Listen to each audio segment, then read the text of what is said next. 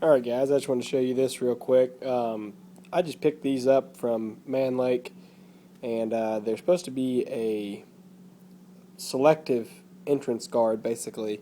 And I think I'm not sure who came up with it or whose idea it was, but to me it seems like a heck of a good one, so I hope it works. I'm planning on putting these, at least for right now, I've put it on, this is my queen excluder, or my queen excluder, queen castle, so I've got one on the side over there, and then one on the side over there where the entrances are. But you can see the way it works is this setting here, that's full open, so the bees can come and go as they choose. You can rotate it around. That's a queen excluder.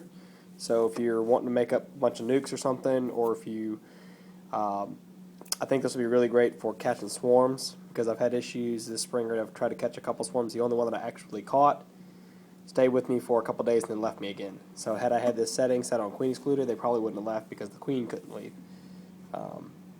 Next setting there is just a ventilated setting. So if you need to really seal up your bees, but still give them some air. So in the instance of, say, a split or a queen castle where you don't want your bees to all fly back next door to wherever they came from, if you're doing a localized split, obviously if you do proper split, you just throw them in a box, take them a couple miles down the road somewhere else, they won't migrate back. But I tend to do my splits right in the same bee yard, leave them sitting on the same rail, so I don't want them to migrate, so I'll leave that sealed up for at least a day, maybe longer, to try to keep them in, and maybe that'll be enough that they'll get accustomed to where they're at and they won't want to move back. And then of course you have your last option, which is just full closed. It's got this little tab on here.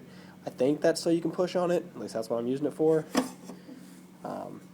But anyway, I just want to show this to you guys. I think it's a great idea. I don't know who came up with it or who invented it, whose idea it was, but logically it makes sense. I'm going to give it a shot, and hopefully it works out as well as I'm expecting it to.